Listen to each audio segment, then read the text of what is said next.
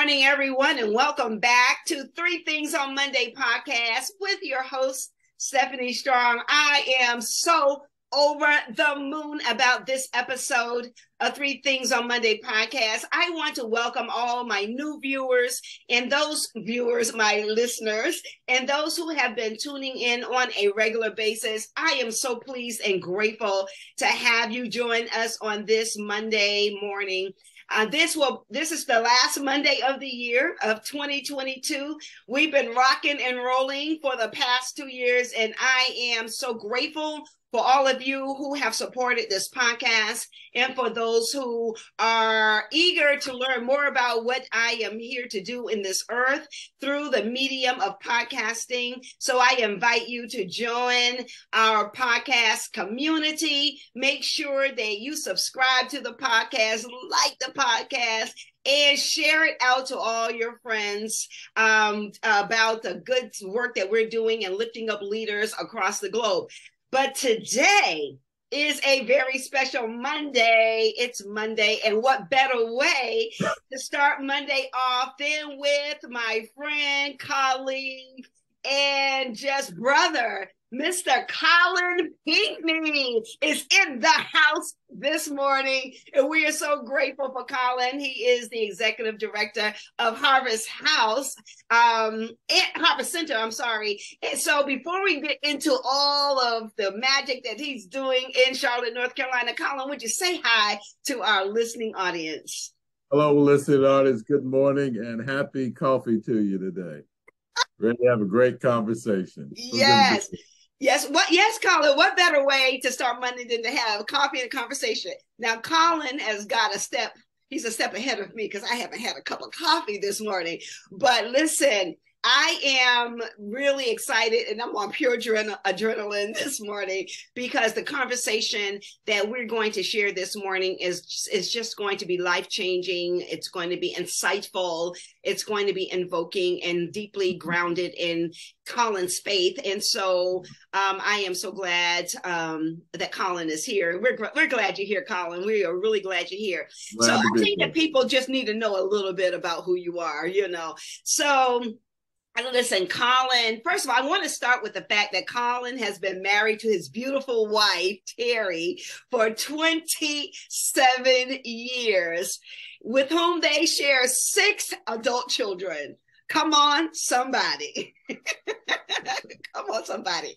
Yeah. I am starting with his wife and his family because that's his priority. His priority is his family. And so I wanted to start there. But you must know that Colin really is an award-winning leader, and he's a change agent par excellence. And he has spent 25 years in community impact work as a nonprofit executive, a chaplain, a pastor. He is entrepreneur and mentor, and he has served the most vulnerable citizens through his influence, and many of whom have become professional athletes and affluent leaders in their respective industries. Colin is killing the game in leadership, and he is also a champion of healthy models for fathering, something that we desperately need these days. We need models of fatherhood, and Colin, it takes that on as a badge of honor to be able to live out that modeling for manhood and leadership. And so he is a highly sought after speaker. Of course, he would be for workshops and seminars, conferences, and keynotes. Colin is doing so much in the nonprofit space and the faith community, as well as in the corporate sector. And so Colin has mentored and trained more than 6,000 men since 2004. That's a lot of work that Colin has been doing. And as the chairman of the Father and Daughter Summit, the amazing Love Father-Daughter Dance, 7 Secrets of Effective Fathers, and the West Mecklenburg High School Mentoring Symposium for Young Men. He is also the founder and facilitator of the We Are the World Class Book Club for Young Men. Colin is the regional representative and trainer for the National Center for Fathering, as well as the chaplain for the Charlotte Hornets. And so one of his passions is to be a servant leader, grounded again, as I said, in his faith. And so he has leveraged his past success in hospitality and tourism, church leadership as a co-pastor, and civic committees, entrepreneurship, and all the things that he comes with, all the giftings that he has to establish the Harvest Center as the premier faith-based agency addressing non-chronic homelessness in Charlotte, North Carolina. Colin, wow. Yeah. Just wow. Just wow. Wow. Wow. And I love how you took something that may seem nominal to people, such as hospitality and tourism. And of course, your role in your church, in your faith community, and all of that, and sort of pulled it all together. So would you walk us through what makes you come alive at this stage in your life? This is what? This is December 20th. Is this the 20th? Yes. Or the 19th. 21st? Yes. I think it's the 19th, actually. Is it? I'm ahead of myself. That's it is right. The 19th. Lord, don't let me rush away this month. We need every single day in this month to be here. Every day. So, okay. I'm ahead of myself. All right. So December 19th. Today is December 19th, 2023. What is it on this day and this moment that makes you come alive at this stage in your life? Well, sitting with people like you makes me come alive, Stephanie. People like you who are curious about life and leadership and impacting others, people like you who aren't satisfied and content with status quo, that gives me life. That makes me want to get up and get going and be a part of the whole work of changing our community, of living our purpose, of fulfilling the mission for which we've been called. And I've learned over my lifetime that all the things I've been blessed to be able to do, none of those things that I do alone, that I always did them in the company of other men, women, believers, inspired people, challenged people. And so that's what gives me life and energy is people. And at the same time, people also get on my nerves. If I could say that, if I could be honest, underneath people like you, and you're part of a number of people who inspire me. But underneath that, and you and I would probably agree, Stephanie, that there's a great deal of conflict and challenge in our world today. And if I'm honest, that keeps me getting up every day. Wow. It's as if I'm called every day to get up and embrace the conflict, embrace the challenges, embrace the things that are not, quote unquote, right in the world, and do what I can to be a part of righting the ship as much as I'm able. And so it is conflict. It's conflict that drives me. It makes me want to do something with my life, to do something with my gifts, with my resources, with my experiences. I've had so many experiences that have surely led me to a place now where I'm okay with conflict. I'm okay with challenge. I believe that there are answers, and I want to be about getting them and finding them and bringing them to the table so that people can live on purpose. And I see so many people who are struggling to find purpose. And I think it's partly because they don't understand that the conflict that you may be experiencing that may be somehow shielding you from your purpose is actually the pathway. You got to go through it.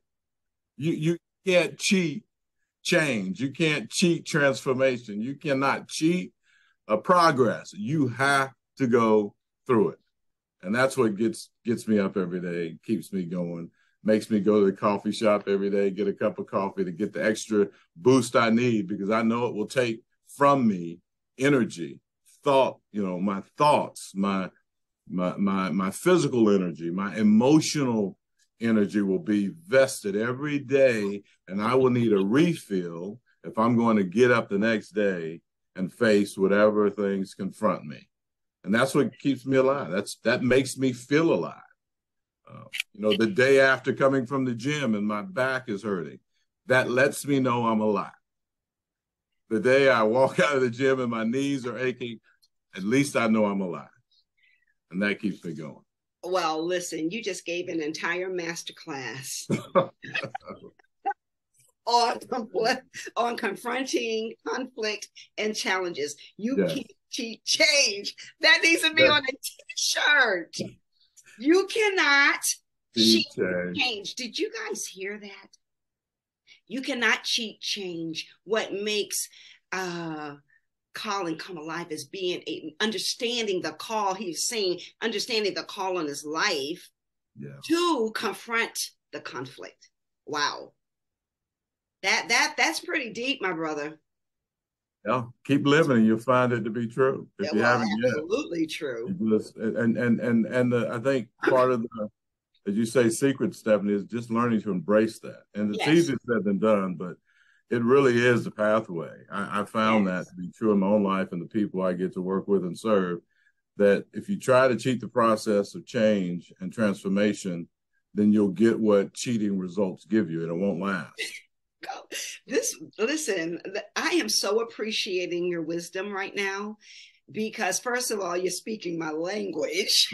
And secondly, you could not be any farther from the truth, because the conflict and the challenge, which people have an aversion to, is the very thing that begins to shape and cultivate and curate the life that they need during their transition to get to their transformation. You can't get around it. The acorn doesn't show up as a oak tree. Okay. No, it doesn't. The acorn. I mean, the oak tree doesn't. The oak tree has to go through the process of being an acorn first, right? Yeah. Right. And in this acorn is the essence of life to the oak tree. And what I'm hearing from you, this is amazing way that you framed what makes you come alive, because you really centered what calls for the greater good. What calls for the greater good? And how am I participating in that in my life, in my role, in modeling, teaching, living, and owning what I need to own? Because you were very transparent, because, we're human beings. And people do get on our nerves, It's true anyhow. It's true anyhow. However, when we lead with love, we know how to hold space, offer grace and hold space for people right where they are. And that brings me to your work about holding space with others who are, as you call it, the non-chronic homelessness, dealing with non-chronic homelessness. So curiously, would you share with us in your unique way just the scope of your work with the Harvest Center, and really, what is your proudest moment as the executive director of a wonderful a nonprofit organization? Wow. Well, if you don't mind, I'll start by answering the second question first. Okay, no, you have your way. And the proudest moment, I will tell you, Stephanie, I got so excited that I called my chief operating officer the day I saw it. There was a young lady who's in we call it the Charlotte Passport Program. It's a life transforming process that takes people out of their current condition and walks beside them as they head to their ultimate destiny in life. Mm-hmm. And this young lady had just completed the money management class that we provide in connection with our partner Habitat for Humanity. And she was so proud to post that. And I thought, oh my gosh, I'm so busy out here raising money. I'm so busy out here meeting with all the movers and shakers. that I didn't look back to see the lives that are being transformed. Wow. And so about a month ago, 9 individuals who are currently in our transitional housing program completed Money Matters with Habitat for Humanity, which says, Stephanie, that within 18 months to 24 months, they will be homeowners. Wow. And that, to me, made all, and that just happened about a month ago, that made the whole year worth it. Every challenge, every struggle, every work to bring solution into our work and to be a better organization. When those 9 individuals, I got a copy of all their certificates. Mm-hmm. I said, oh my God, I'm holding in my hand about $3 million worth of net worth. Wow. And you see, what we don't understand, I'm like all of us, we don't appreciate process like we should, we should. Say that again for the people. We don't appreciate process like we should. I mean, we know we got to go through it.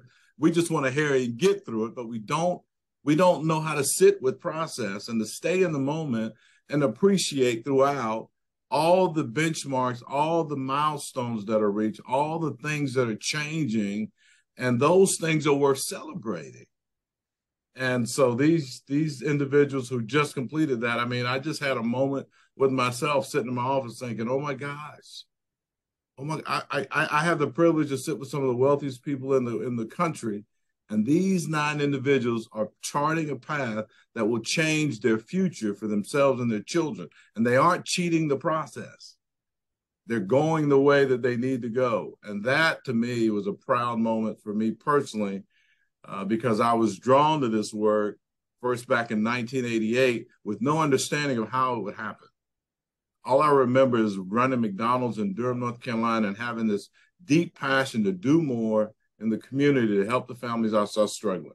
And here it is over 30 years later, and I'm starting to see the fruits of that in a way that I can't contain. I don't even know how to tell people about it other than just sit and watch it and appreciate it. It's like having your own garden in your backyard and nobody knows that you're back there tilling the dirt and you're going through and you're doing all that hard work and your fingers are dirty.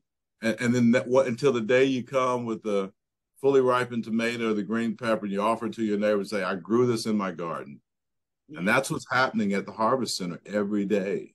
Wow. People's lives are transforming. Things are growing that the community doesn't see because they only see the guy on the street with a sign. They don't see the single mom who's living in a hotel who goes to work every day. And she covers her shame with a smile. And she goes to work and she gives her best and she comes home knowing that she doesn't have enough to make it. And if something doesn't change, her kids are going to be in trouble. And thank God that those are the people we get to serve. Those are the people who find their way to the Harvest Center, the men, the women, the families who are motivated for change, who want a better life, who want more. They believe and they know there's more, and they haven't reached the plateau of contentment and say this is just how it's going to be. But they still believe it can be better. They still believe they can be better, that their lives can be better. That's the non-chronic homeless population that we serve, Stephanie. God has given us an innate ability to find those individuals, those families who want better for themselves. That's 90% of the homeless population, but most people never see that, the general population, because these aren't the people who stand on the street corners with signs. They'll never panhandle you in a parking lot. They will never come up to you and ask you for $1 and say, I need work. And those people are real too. But the people that we get to serve, thank God, are those who are motivated for better. And we get to help people who want life to be better. And I don't know about you, Stephanie, but I'm okay with better. Yes, I am. There's one of my favorite passages in ancient script that says, finishing is better than starting. Wow. And the thing in that I always focus on is better. Definitely. Not finishing and not starting, but better. Yeah. And we encourage the families we serve, the young ladies, the young men, the single dads, the single moms, but I always say, just be better. Just be better. Just be better tomorrow. That's all. Today wasn't a good day. Let's make tomorrow a better day. Yes. Yeah. That's 2022 wasn't a good year. Let's make 2023 a better year. Yes. Let's just do better. And that to me is that's why I love serving the non-chronic population, because those are the individuals who do want better.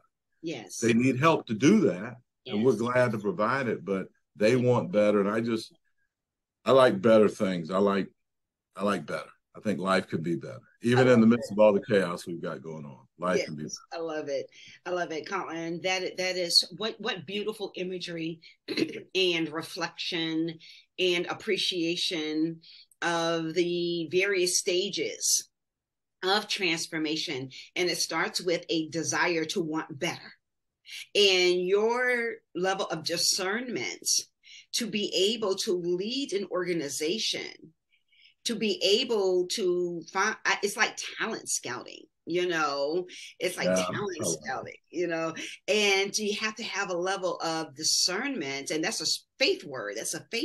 Discernment, to be able to spot those individuals and invite them into a process that aligns with their deepest desires for better. That there is a better way. There is a way forward. There's a path forward. And it's for me. And that's what I'm hearing from you. And that when you were sharing how you look back, and because you're busy, you wear many hats as executive director, right? Yeah. So you're busy raising funds, making sure that operations are operations, whoever's leading that, and onboarding is onboarding. And there's just so many different modalities of what you do. But to be able to sit for a moment and say, wow, I hold in my hands $3 million of net worth for future.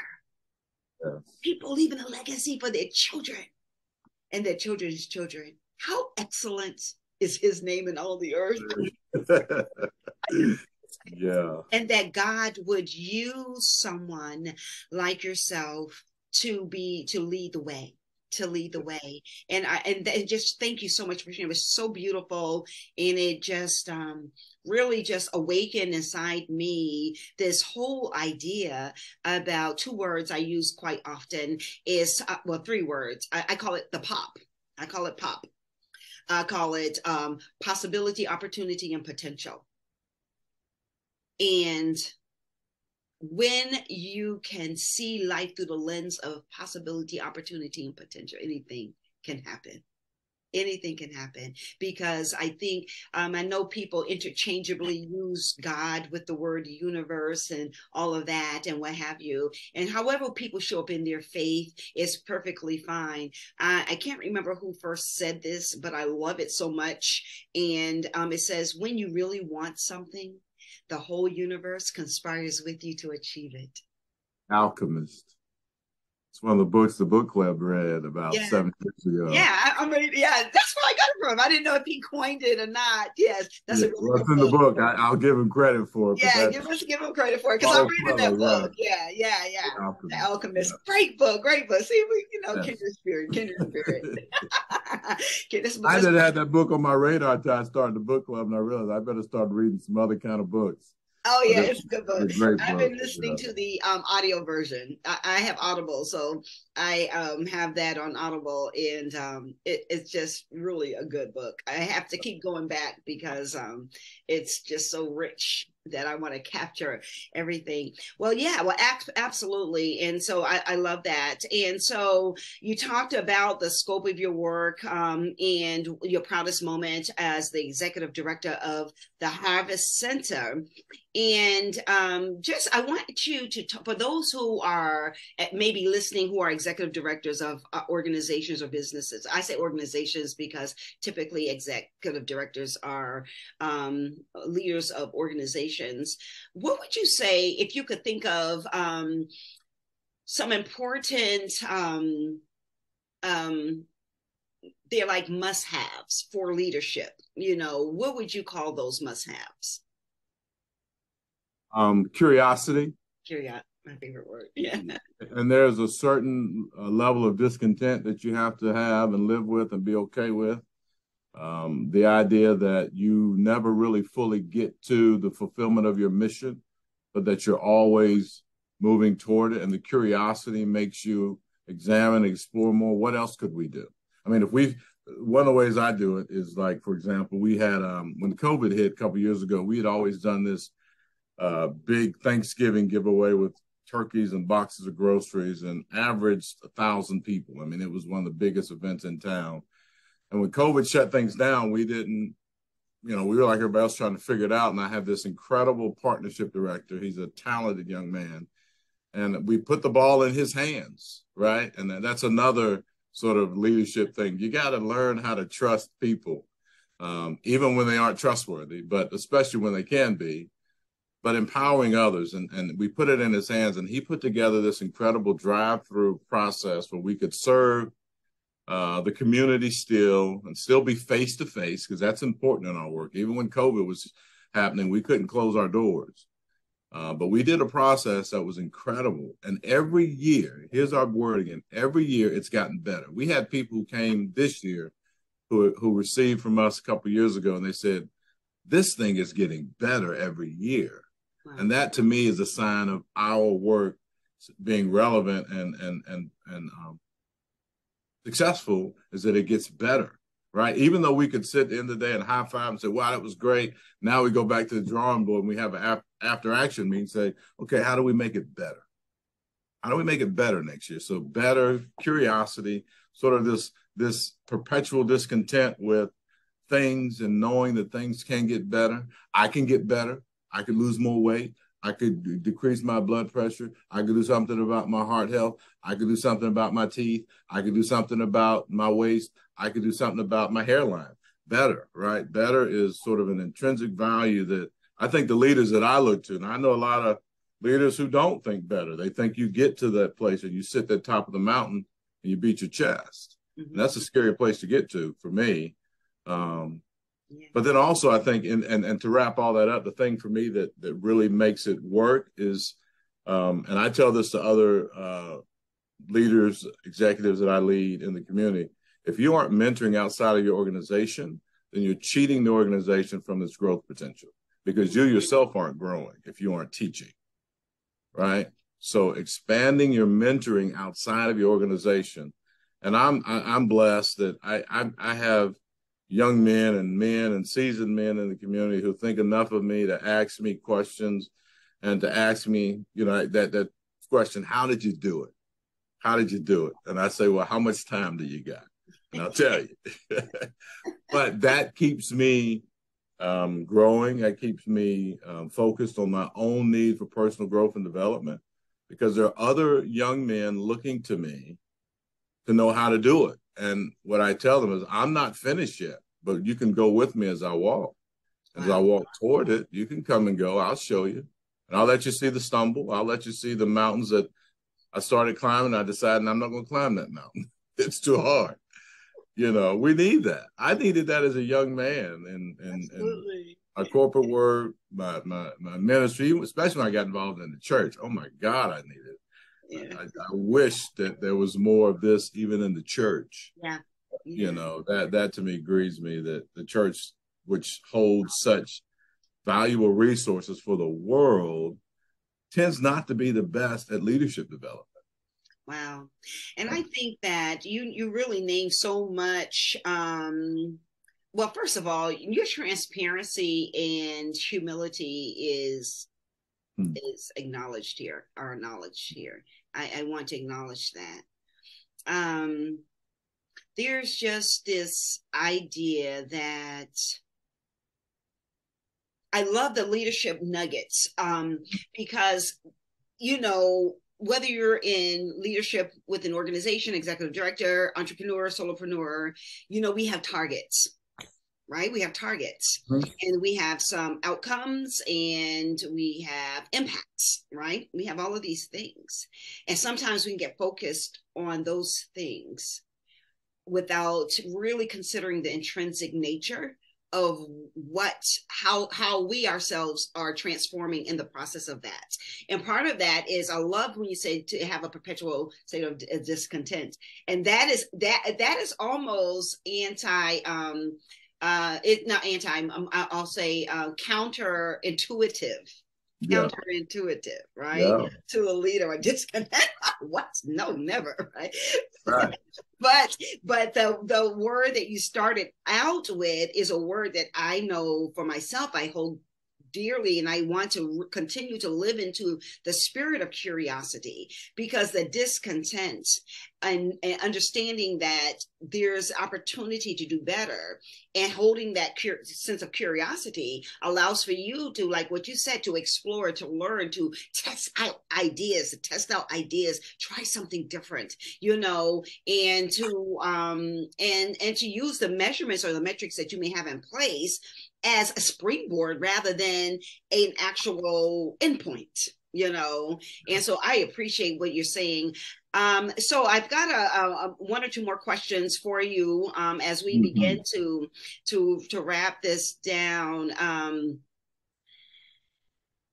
I want to talk about the spirit of giving during this season. I want to talk about that and what it means to really live into the spirit of benevolence. Not just this season, year round. Yeah. Year round, yes, but primarily because this is a Christmas holiday. This is the season of giving, as they say. But what does it mean to really live into the spirit of benevolence, Colin, from your standpoint? I think benevolence and giving is a thing that, this will sound corny, but it makes the world go round. And I don't mean it in just a passive way. I mean it in the most meaningful ways that really are indicative of transformation of our own self-centeredness, right? Because most of us are born with a center of self, that we are the center of the universe, that our cries are the ones that have to be answered, that our pains are the ones that have to be soothed, that our discontents are the ones that have to be fulfilled. And that's our framing as babies, as little kids. We grow up, and even as adults, we want to be the center of the world. And here's the thing.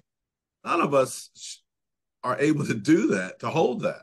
None of us, our shoulders, our egos aren't even big enough to carry us being the center of the universe, the world, even our communities. Yeah. And so the only way to dispel that I see is to embrace the spirit of giving at its very base level. It's like, even when you don't have enough for yourself, are you thinking about who you can give to? I mean, I took a trip to Haiti a couple times years ago, and I had a whole new framing for poverty. Because here in America,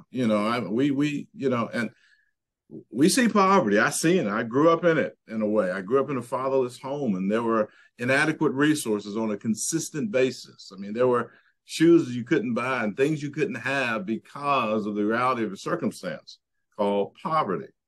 Until I went to Haiti. Saw people who were content when it was time to eat just to reach up in a tree and grab a banana. And that's the only thing they had to eat that day. And they would, scavenge for food in the streets and then go to work. And so giving, I believe, is a thing that really at the core reshapes our identity. And as human beings, our first identity is self-preservation. And I believe that's good in for the most part, to be think enough of myself to take care of myself, to take care of my family, to take care of my community, to take care of my staff, my family, my friends, but also to think about others in a way that you disregard your self-centeredness. And there ought to be a little bit of sacrifice involved.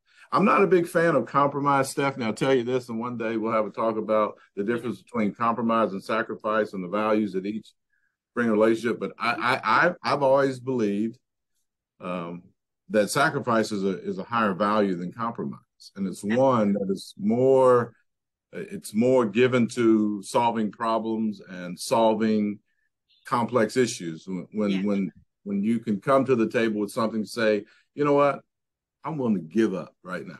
Yeah. I'll give up whatever I have. Yeah. If preserving this relationship means that I condescend my desires, my wants, I'll give it up. Yeah. I'll live in the sacrifice of that. So giving, I think, is the one thing that we've been gifted by the Creator to transform us, because that's who He is. Absolutely. We're most like our Creator when we give. I love that. So beautiful. That's why I like Christmas. That's why I like spending a lot of money at Christmas. I know I'm not the guy who poo-poos Christmas, says don't go broke. Why not? What? What are you gonna do with all that money? Right. What are you saving it for? Right. Save it for what? I love the word, and I cannot wait to have a follow-up conversation around compromise and sacrifice. But what comes up for me as you were really expounding on sacrifice is two words: cost and value. And cost, value, and risk. 3 words: cost, value, and risk. And all of those words: sacrifice, cost, value, risk. Those are sort of monetary language, but there's a reason why they're monetary language, but that's another conversation. So in the spirit of benevolence and giving, I like to know, how can people connect with you and support the Harvest Center? Give us some give us details, whether it's phone numbers, whether it's websites, or whatever you have. People need to know how they can help further the mission of the Harvest Center and support you in your leadership. Well, the easiest thing to do is you can find us on the website really easy. We're theharvestcenter.org. And on that site, you'll find every way that you could think of that you would want to impact not just our work, but the city of Charlotte. I mean, our work is not about the Harvest Center, it's about the city of Charlotte. I don't know if you can see behind me, the wall of my office is a landscape of the city. And it's because when God gave this vision, we really believe he gave it to us for the city, not for ourselves. Right. And so if you go to our website, you'll see where you can donate, because, in an American capitalistic culture, it takes resources to bring to the table to solve problems, to help people be empowered. We need volunteers all the time. You can go and volunteer on our website. And then, I'd say follow us on Facebook, because Facebook, if you ever get to our Facebook page, you get to see the daily heartbeat. We're constantly feeding what's happening every day. It's like the gardening that we're doing that I talked about. If you really want to see what we're doing, go to our Facebook page and you'll see the seeds that we're planting, the ground that we're tilling, and you'll even every now and get to see the tomatoes that we're growing. Check us out, Facebook. I think we're on another platform. I need my staff now to tell me this stuff. No worries. Harvest Center, the website's the best place to go, because we're constantly feeding the information, all the things that are happening. And pray for us. I mean, I always ask people, how can we pray for you? But pray for us. 2023 will be a breakout year for us. We've got the plans to acquire a 10-acre campus, build over 100 new housing units. A cafeteria that feeds over 300 people. What we're doing in the coming years hasn't been seen in our city, and we need prayers and support. I'm excited. I'm going to have to come there and volunteer sometime. Like, come to Charlotte and stay a week and volunteer at the Harvest Center. Listen, that's a wrap. You can do one of these virtual coaching classes for the women in our program. Absolutely. We can get you in here. Listen, it's a done deal. It's a done deal. Colin, we are so grateful for you sharing your time with us this morning. This is 3 Things on Monday podcast with Stephanie Strong, and it's only apropos to ask you for 3 gems you would like to leave our listeners. Oh, wow. Thank you. And it's easy. It's 3 H's. I thought of this when you asked the question. Be healthy. And start with your mind. Stay humble and stay in the passenger seat, because you're not driving. I know I'm not. God's driving this ship. And thirdly, be helpful and leave everything that you find better. Be healthy. Stay humble. And be helpful. Well, there you go. The 3H Club. The 3H Club. Listen. Well, Colin, again, as I say, this has been an honor. It has really, truly been an honor to share such an insightful conversation, a heartfelt conversation with you. And to no surprise to me, I'm so grateful. You've always been a model of leadership, and I know I can go back as far as high school, how you were a good friend in high school to me. And I'm so grateful for you, and I'm grateful for all the work that you do. And we want to welcome you back again to talk about more leadership stuff.